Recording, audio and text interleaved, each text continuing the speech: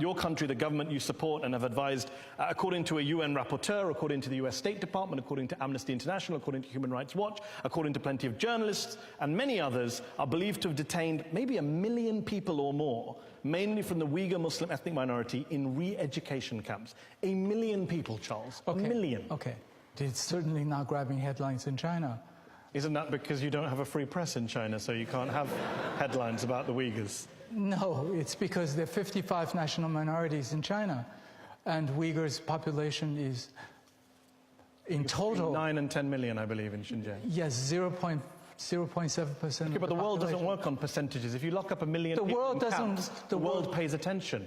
1.4 billion people need to be fed, need to be clothed, need to be educated. 1 million people in Xinjiang. That must concern you to hear that 1 million people of your fellow Chinese countrymen and women have been locked up by your government. If it's true, sure.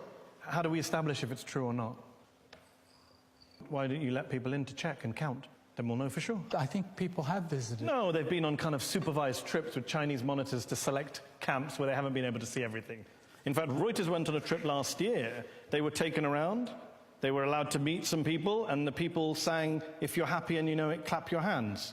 And Chinese government monitors stood in the room the whole time, and no one was allowed to speak to anyone independently. Well, you know, Charles, that there are people who've been in those camps, who have come out of those camps, are now refugees in the US, in Kazakhstan, and they have testified to hooding, shackling, torture, sleep deprivation, sexual humiliation, starvation. This is what's coming out from people who've been in those camps in Xinjiang. If it's true, then they're certainly very bad.